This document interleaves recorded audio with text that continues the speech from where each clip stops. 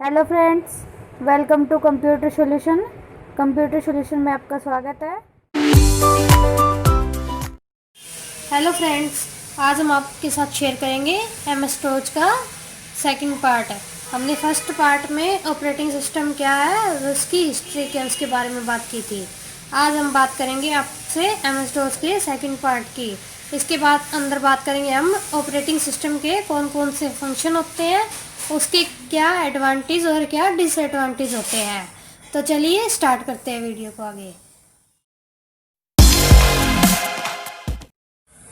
Video को आगे बढ़ाने से पहले जिन लोगों ने अभी तक मेरे चैनल कंप्यूटर सॉल्यूशन को सब्सक्राइब नहीं किया तो सब्सक्राइब कर लीजिए और मेरी आने वाली न्यू वीडियो के लिए बेल आइकन पर क्लिक कर लीजिए। तो ये देखिए, इसमें आपको ऑपरेटिंग सिस्टम के अलग अलग फंक्शंस दिए हुए हैं। इसके अंदर सबसे पहले क्या दिया है, memory management, process management, file management, device management, input output management, secondary storage management, security का, command interpretations, networking, communication management, job accounting. चलिए स्टार्ट करते हैं इनकी डिटेल। चलिए देखते हैं। इसमें सबसे पहले क्या दे रखा है, प्रोसेस मैनेजमेंट। प्रोसेस मैनेजमेंट क्या होता है, ये इसके अंदर CPU दिया होता है। जो हमारे कंप्यूटर के अंदर CPU होता है उसके लिए प्रोसेस मैनेजमेंट का दिया होता है। ये प्रोसेस मैनेजमेंट में ऑपरेटिंग सिस्टम का काम क्या होता है, ये CPU सेंट्रल प्रोसेसिंग यूनिट का एक प्रबंधन का कार्य करता है ऑपरेटिंग सिस्टम के अंदर, जिसके लिए ये ऑपरेटिंग सिस्टम का कार्य करता है। तो अगर इसका कार्य ऑपरेटिंग सिस्टम के साथ चलता रहता है तो ठीक है, अगर इसका कार्य समाप्त हो जाता है तो फिर ऑपरेटिंग सिस्टम को CPU की कोई ज़रूरत नहीं होती है। जब CPU की प्रोसेसिंग मैनेजमेंट के अंदर ऑपरेटिंग सिस्टम के अंदर इसकी ज़रूरत ख़त्म हो जाती है तब इसे निष्पादित कर दिया जाता है। नेक्स्ट क्या है, मेमोरी मैनेजमेंट। मेमोरी मैनेजमेंट क्या है, ये ऑपरेटिंग सिस्टम मेमोरी मैनेजमेंट को कंट्रोल करता है और यह प्राइमरी मेमोरी की पूरी जानकारी रखता है। इसके अंदर ये प्राइमरी मेमोरी कौन सी होती है, हमारी रैम। ये रैम प्राइमरी मेमोरी होती है हमारी, और ये प्राइमरी मेमोरी की पूरी जानकारी रखने के साथ साथ उन्हें मेमोरी को उनके कुछ अलग अलग भागों में बांटे रखता है, जिससे उनका हम यूज कर सकते हैं अलग अलग प्रोग्राम के साथ है। जब भी कोई प्रोग्राम ऑपरेटिंग सिस्टम से कोई रिक्वेस्ट मांगता है या कोई सहायता मांगता है तो वह उस मेमोरी को अपनी मेमोरी अलॉट करता है। और किसी भी प्रोग्राम को इनपुट व आउटपुट करते समय यह उनके आंकड़ों और उनको समूह को उनके सही स्थान पर स्थापित करता है, जिससे वो ऑपरेटिंग सिस्टम का कार्य करने में उसे आसानी हो जाती है। नेक्स्ट क्या है, फाइल मैनेजमेंट। फाइल मैनेजमेंट क्या है, यह रिसोर्सेज को अलॉटेड तथा डी अलॉटेड करता है तथा यह निर्णय लेता है कि प्रोग्राम को रिसोर्सेज करते समय हमें कितना डाटा को अलॉट करना है और कितना डीअलॉटेड करना है। और ये किसी भी प्रोग्राम को प्राइमरी मेमोरी से कार्य करने समाप्त करने के बाद ये सेकेंडरी मेमोरी के अंदर अपने आप डालने का कार्य करता है ऑपरेटिंग सिस्टम। नेक्स्ट क्या है, डिवाइस मैनेजमेंट। डिवाइस मैनेजमेंट भी क्या है, ये ऑपरेटिंग सिस्टम की ही एक डिवाइस है, जिसमें ऑपरेटिंग सिस्टम सभी डिवाइसों की जानकारी रखता है, जिससे कि इनपुट और आउटपुट को कंट्रोल भी किया जाता है तथा ऑपरेटिंग सिस्टम यह भी निर्णय लेता है कि किस प्रोग्राम को कौन सी डिवाइस दी जाए और कब दी जाए, कितने समय के लिए दी जाए। नेक्स्ट क्या है, इनपुट आउटपुट सिस्टम मैनेजमेंट है। ये क्या है, ये ऑपरेटिंग सिस्टम इस प्रकार का एक ऑपरेटिंग सिस्टम होता है। इसमें ऑपरेटिंग सिस्टम इनपुट आउटपुट जो डिवाइस होती है यूजर्स की, जो हार्डवेयर डिवाइस का यूज़ करते हैं, उस डिवाइस को एक प्रभावशाली उपयोग से मदद करता है, जिसके यूज़र को उससे ऑपरेटिंग सिस्टम से उनकी जटिलताओं से, कोई एरर होता है, कोई और होता है, उनसे मुक्त करवाता है। जब भी ऑपरेटिंग सिस्टम विभिन्न हार्डवेयर डिवाइस का यूज़ करता है तो उन्हें वो ऑपरेटिंग सिस्टम उपलब्ध करवाता है जिसकी सहायता से वो आसानी से कार्य कर सकते हैं। नेक्स्ट क्या है? सेकेंडरी स्टोरेज मैनेजमेंट है। ये क्या है? एक हाई लेवल सर्वर का सेकेंडरी स्टोरेज होता है कि इसमें मान ले की बात है कि मेन मेमोरी का साइज इतना बड़ा नहीं होता कि वह सभी डाटा और प्रोग्राम को अपने सिस्टम के अंदर स्टोर कर सकता है। जैसे कि हम सीपीयू में काफ़ी चीज़ें स्टोर कर लेते हैं, तो इसके लिए हम रैम में काफ़ी चीज़ें स्टोर नहीं कर सकते। रैम हमारी क्या होती है? प्राइमरी मेमोरी होती है। तो इसके लिए हमें क्या चाहिए? हार्ड डिस्क चाहिए, जो कि हमारी सेकेंडरी मेमोरी है। उसके अंदर हम सभी हमारा डाटा स्टोर कर सकते हैं और साथ ही इस नेचुरल तरीके से उपयोग करते हैं इस मेमोरी को, और जिसमें सभी स्टोर किए डाटा को और प्रोग्राम को पावर द्वारा गायब होने पर भी नष्ट होने से बचाता है।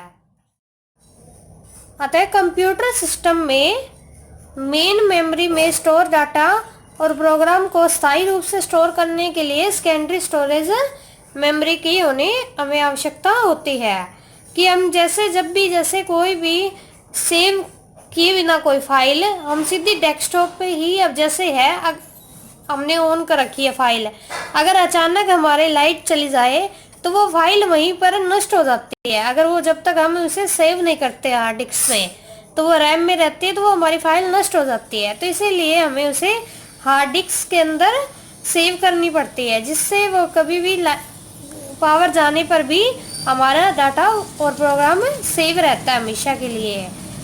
आजकल कंप्यूटर सिस्टम में डिस्क का उपयोग करना और डाटा स्टोर करने के लिए ऑनलाइन स्टोरेज के भी काफ़ी रूप दिए हुए होते हैं। नेक्स्ट क्या है? सिक्योरिटी। सिक्योरिटी का क्या रूल है ऑपरेटिंग सिस्टम के अंदर? इसका ये रोल है कि ये किसी भी प्रोग्राम और किसी भी डाटा को एक अनऑथराइज्ड एक्सेस से बचाता है, कि उसे कोई भी उस ऑपरेटिंग सिस्टम को कोई और हैक ना कर ले, कोई चुरा ना ले। इसलिए इस ऑपरेटिंग सिस्टम के अंदर इस सिक्योरिटी ऑपरेटिंग सिस्टम का पार्ट दिया होता है, जिससे कि हम किसी भी ऑपरेटिंग सिस्टम के अंदर पासवर्ड द्वारा प्रयोग करते हैं, जिसके लिए अलग अलग तकनीकी इस्तेमाल की जाती है। नेक्स्ट क्या है? Command interpretation operating system. ये एक ऐसा ऑपरेटिंग सिस्टम है जो कि यूजर्स के कमांड को प्रोसेस और एग्जीक्यूट करता है। यह आपको कमांड प्रोसेस के विषय में सभी जानकारी प्राप्त करवाता है, कि जिससे कि यूजर्स को सहायता मिलती है उसे कार्य करने में। ऐसे में कंप्यूटर के इस टर्म को बारे में आप कहीं से ज़्यादा इन्फॉर्मेशन नहीं मिलेगी, इसलिए आज हमने इसे कमांड इंटरप्रेशन ऑपरेटिंग सिस्टम से जोड़ रखा है। नेक्स्ट क्या है? नेटवर्किंग। नेटवर्किंग क्या है? नेटवर्किंग ऑपरेटिंग सिस्टम एक ऐसा ऑपरेटिंग सिस्टम है जो कि ऑपरेटिंग सिस्टम के लिए विशेष उपयोगी है। इसके बिना हमारा ऑपरेटिंग सिस्टम किसी काम का नहीं होता।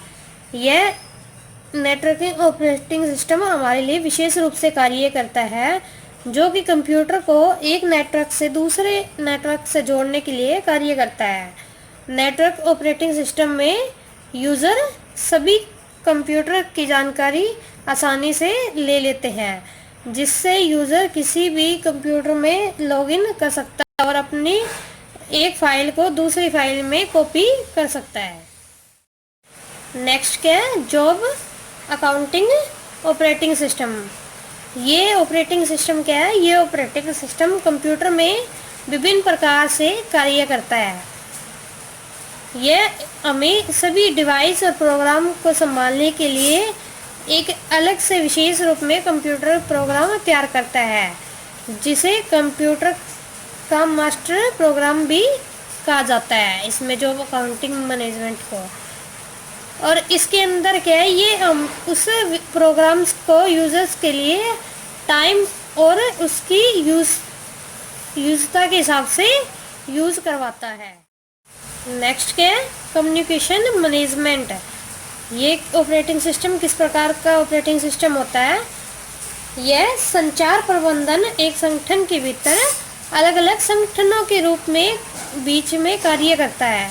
यह इस प्रकार ऑपरेटिंग सिस्टम में कम्युनिकेशन बनाता है कि उनके साथ एक इस प्रकार का संबंध बनाता है जिससे वो अलग अलग योजनाएं तैयार करता है और उन योजनाओं को वो कम्युनिकेशन मैनेजमेंट निगरानी रखता है, जिसमें कि वो अलग अलग नेटवर्क, अलग प्रौद्योगिक संचारों को उनको उन्हीं निर्देशों के हिसाब से शामिल करता है, जिससे कि कोई भी ऑपरेटर संचार विकसित करना हो तो उसे बाहरी संचार निर्देशों को डिवाइस तैयार करने में, ऑनलाइन संचार सूचनाओं को प्रबंधन करने में तैयार किया जाता है। अब नेक्स्ट बात करते हैं टाइप्स ऑफ ऑपरेटिंग सिस्टम। ये ऑपरेटिंग सिस्टम के कुछ टाइप्स है। इसके अंदर क्या दे रखा है, सबसे पहले batch operating system, multitasking and time sharing operating system, multi processing operating system हो गया, रियल टाइम ऑपरेटिंग सिस्टम हो गया, डिस्ट्रीब्यूटेड ऑपरेटिंग सिस्टम हो गया, नेटवर्क ऑपरेटिंग सिस्टम हो गया, मोबाइल ऑपरेटिंग सिस्टम हो गया। तो इनकी हम कुछ डिटेल्स में बात करते हैं। तो इसमें सबसे पहले क्या दे रखा है, बैच प्रोसेसिंग ऑपरेटिंग सिस्टम दे रखा है टाइम ऑपरेटिंग सिस्टम के अंदर। इसका कार्य क्या होता है ऑपरेटिंग सिस्टम के अंदर, इसका इस प्रकार एक कार्य होता है जो सभी कार्यों को एक बैच के रूप में तैयार करता है, कार्य करवाता है। ये इकट्ठा एक ग्रुप बना के कार्य करता है बैच प्रोसेसिंग, जिसमें वो सभी मॉनिटर सॉफ्टवेयरों का प्रयोग एक साथ करता है। नेक्स्ट क्या है, मल्टीटास्किंग और टाइम शेयरिंग। मल्टीटास्किंग में तो क्या करता है ऑपरेटिंग सिस्टम, ये कार्य की क्षमता को एक कार्य में अधिक क्षमता से कार्य करवाता है। और टाइम शेयरिंग में और इस ऑपरेटिंग सिस्टम में एक साथ एक से अधिक कार्यों को, प्रोग्रामों को एक संसाधन से दूसरे संसाधन से जोड़ने का कार्य करता है। वो एक ही समय में एक साथ कई काम कर देता है उन्हें और एक छोटे से भाग में बांट देता है। नेक्स्ट क्या है, multi use processing operating system. ये किस प्रकार का होता है, ये मल्टी यूजर ऑपरेटिंग सिस्टम होता है। इसके अंदर उपयोगकर्ता जो भी यूजर्स होते हैं वो एक समय में एक से अधिक कार्य करने की अनुमति रखते हैं, जिन्हें वो आता है मल्टी प्रोसेसिंग ऑपरेटिंग सिस्टम उन्हें एक कार्य देता है। तो उसमें वो सभी यूजर्स एक कार्य से अधिक कार्य करने की क्षमता भी रखते हैं, जिसे जरूरत के हिसाब से जो कार्य करना होता है तो वह कार्य कर लेता है। रियल टाइम ऑपरेटिंग सिस्टम, ये ऑपरेटिंग सिस्टम क्या है, ये मल्टीटास्किंग ऑपरेटिंग सिस्टम से ही जुड़ा होता है। इसमें यह रियल टाइम ऑपरेटिंग सिस्टम से इस प्रकार कार्य करवाता है और कार्य करता है कि इसमें एक प्रोग्राम में जो आउटपुट निकलता है तो वह दूसरे प्रोग्राम के आउटपुट का कार्य भी उसी के साथ कर लेता है। नेक्स्ट क्या है, डिस्ट्रीब्यूटेड ऑपरेटिंग सिस्टम। ये क्या है, ये अपनी क्षमताओं को यूजर्स को कार्य करने के लिए अपनी अलग अलग भागों में बांटता है, डिस्ट्रीब्यूट करता है, जिससे भी कार्य करने में आसानी हो जाती है यूजर्स को। नेटवर्क ऑपरेटिंग सिस्टम, ये भी क्या है, हमने भी बात की थी पहले फंक्शंस के अंदर, सेम उसी प्रकार है। ये एक नेटवर्क से दूसरे नेटवर्क से जोड़ता है ऑपरेटिंग सिस्टम को, जिससे कि हम अपना कोई भी डाटा है उस डाटा को हम एक स्थान से दूसरे स्थान पर पहुंचा सकते हैं। मोबाइल ऑपरेटिंग सिस्टम, जब भी हम जैसे कोई मोबाइल यूज़ करते हैं, कोई सिस्टम यूज़ करते हैं, जैसे मोबाइल में एंड्रॉयड ऑपरेटिंग सिस्टम होता है तो वह एक इस प्रकार ऑपरेटिंग सिस्टम ही होता है मोबाइल का। अब बात करते हैं हम ऑपरेटिंग सिस्टम की एडवांटेज के बारे में कि ऑपरेटिंग सिस्टम के हमारे सिस्टम के अंदर क्या क्या लाभ होते हैं। इसके क्या लाभ है कि इसमें आसानी से यूज किया जा सकता है इस ऑपरेटिंग सिस्टम को। और ये ग्राफिक यूज़र इंटरफेस का यूज़र होता है, जिसे हम अलग अलग यूजर्स के द्वारा अलग अलग कंप्यूटर में आसानी से चला सकते हैं इसे इजी तरीके से। इसके द्वारा हम एक डाटा को बहुत सारे यूजर्स के साथ शेयर भी कर सकते हैं। इसे हम रिसोर्स करने को शेयर करने में और प्रिंटर करने में हमें इसकी सहायता मिलती है। ये एक सुरक्षित ऑपरेटिंग सिस्टम है जो कि हमारे विंडो में विंडो डिफेंडर होता है, उसे किसी भी प्रकार से किसी भी फाइल को रिमूव करने या उसमें कोई हानि होने में हमारी सहायता करता है। जब भी हम जैसे कोई गेम या सॉफ्टवेयर इंस्टॉल करते हैं और उसे चलाते हैं तो उसमें कई बार कोई एरर आती है, तो उस एरर को भी रिमूव करने में वह हमारी सहायता करता है उन्हें चलाने में। और कुछ ऑपरेटिंग सिस्टम तो जैसे लाइनक्स हो गया, MS DOS हो गए, इस प्रकार के ऑपरेटिंग सिस्टम होते हैं। ये ऑपरेटिंग सिस्टम पहले थे जब हमारे पास विंडो ऑपरेटिंग सिस्टम नहीं था, तब हमें उन्हें कमांड के द्वारा चलाना पड़ता था और इन्हें हम फ्री में कंप्यूटर पर रन भी कर सकते हैं। आज के दिन विंडो के अंदर इस प्रकार के ऑपरेटिंग सिस्टम हो गए हैं। अब बात करते हैं disadvantage of using operating system. Operating system के लाभ बात किए थे, अब बात करते हैं हम ऑपरेटिंग सिस्टम की हानि। जैसे कि कुछ ऑपरेटिंग सिस्टम तो फ्री भी होते हैं, लेकिन कुछ ऑपरेटिंग सिस्टम काफ़ी महंगे भी होते हैं। जैसे कि कई विंडो हमें फ्री में उपलब्ध हो जाती है और कई विंडो के लिए हमें कुछ चार्ज पे करना पड़ता है जो कि बहुत महंगा होता है, जिसे हमें चलाने में और यूज़ करने में बहुत दिक्कत आती है। जैसे लाइनक्स को चलाना थोड़ा मुश्किल होता है और विंडो को चलाना बहुत आसान होता है। लाइनक्स का यूज़ तो हम कमांड के द्वारा चला सकते हैं, हमें अगर कमांड याद हो तभी हम यूज़ कर सकते हैं उस ऑपरेटिंग सिस्टम का। अब विंडो के अंदर ऑटोमेटिक ही हमारे सभी सॉफ्टवेयर चल जाते हैं। ये कभी भी किसी हार्डवेयर को सपोर्ट नहीं करती है। कई बार लाइन ऑपरेटिंग सिस्टम इस प्रकार हो जाता है, इसमें हमें वायरस का भी खतरा काफ़ी रहता है, जिससे कि हमारा डाटा हैक होने के चांस ज़्यादा रहते हैं। वो तो हमने बात की थी ऑपरेटिंग सिस्टम की। अब बात करते हैं हम ऑपरेटिंग सिस्टम के अंदर माइक्रोसॉफ्ट ऑपरेटिंग सिस्टम की बात है। इसके अंदर ये क्या है, माइक्रोसॉफ्ट डिस्क ऑपरेटिंग सिस्टम का यूज़ किस प्रकार होता है तो बात करेंगे। अब बात है MS DOS। MS DOS क्या है? MS DOS कमांड लाइन पर आधारित एक ऑपरेटिंग सिस्टम होता है। ये कमांड के बिना कार्य नहीं करता ही अपना, जिसे CLI इंटरफेस भी कहा जाता है। जैसे command line interface operating system भी कहते हैं इसे हम। यह पूरी तरह यूज़र पर निर्भर रहता है, ये अपने आप कोई कार्य नहीं कर सकता। अगर हमें MS DOS के अंदर जब भी कोई कमांड देंगे तभी यह कार्य करेगा, वरना ये अपने आप ऑटोमेटिक कोई भी कार्य नहीं करता। जब भी हम जैसे विंडो में अगर कोई भी इनपुट देते हैं तो वो अपने आप हमें आउटपुट निकाल कर देता है उसका, तो उसमें हमें कोई कमांड देने की ज़रूरत नहीं होती। मतलब कि यूज़र्स की कमांड के बिना यह कोई भी कार्य नहीं करता, यह बेकार होता है। जब यूज़र और उसको फाइल ओपन करने में कमांड देगा तभी ये फाइल ओपन करके दिखाएगा, और जो भी कमांड उस कंप्यूटर में दी हुई होती है तो वो उसी को उसी टेक्स्ट रूप में ही लिखित करता है। और डोज ऑपरेटिंग सिस्टम का कोई भी काम कमांड के बिना नहीं हो सकता है, इसलिए इसे कंप्यूटर पर काम करने के लिए बहुत सी कमांड हमें याद रखनी पड़ती है, जिससे कि हम कई बार कमांड को भूल भी जाते हैं कि इतने बड़े बड़े कमांड हम किस प्रकार याद रखें। उन्हें याद करना हमारे लिए नामुमकिन सा कार्य हो जाता है। और MS DOS को माइक्रोसॉफ्ट ने एक सैटेलाइट कंप्यूटर प्रोडक्ट से खरीदा था, जिससे कि उसे फिर से माइक्रोसॉफ्ट DOS का नाम बदलने के लिए DOS के पहले MS लगा दिया था। ये पहले सिर्फ क्या था, खाली DOS था, लेकिन इसका नाम बदल के MS DOS रख दिया गया।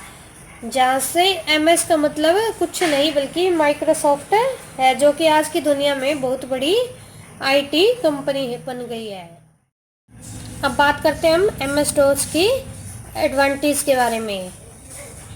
अब इसका क्या लाभ और क्या हानि है, इसके एडवांटेज के बारे में बात करेंगे। जैसे MS DOS आज के ऑपरेटिंग सिस्टम की तुलना में बहुत ही छोटा ऑपरेटिंग सिस्टम होता है, इसलिए आज के ऑपरेटिंग सिस्टम की तुलना में इसे के लिए कई एडवांटेज भी काफ़ी दिए हुए हैं हमारे कंप्यूटर के अंदर है। जब भी हम कंप्यूटर को ऑन करते हैं तब MS DOS को काफ़ी जल्दी बूट हो जाता है और पूरे MS DOS ऑपरेटिंग सिस्टम को एक अकेली मॉडर्न रोम चिप पर ही आसानी से स्टोर किया जा सकता है। ये बहुत ही छोटे छोटे सिस्टम पर भी आसानी से चल जाता है। जैसे कि हमारे ऑपरेटिंग सिस्टम, जैसे कोई भी हम सिस्टम यूज़ करते हैं तो उसके अंदर उसकी मेमोरी ज़्यादा ना हो तब भी ये MS DOS ऑपरेटिंग सिस्टम कार्य करके दिखा देता है अपना। यह आपको किसी भी प्रोसेस का सीधा तथा अच्छे से नियंत्रण उपलब्ध कराने में कार्य करता है। इसके द्वारा आप बेसिक इनपुट आउटपुट सिस्टम से ज़्यादातर हार्डवेयर तक सीधी पहुंचाने में कार्य करता है। अब बात करते हैं MS DOS की हिस्ट्री के बारे में। MS DOS की हिस्ट्री क्या है?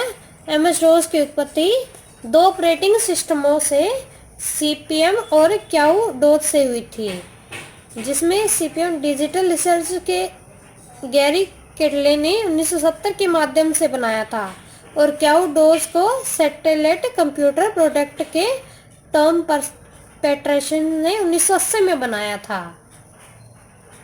क्याऊ DOS काफ़ी हद तक CP/M पर आधारित है।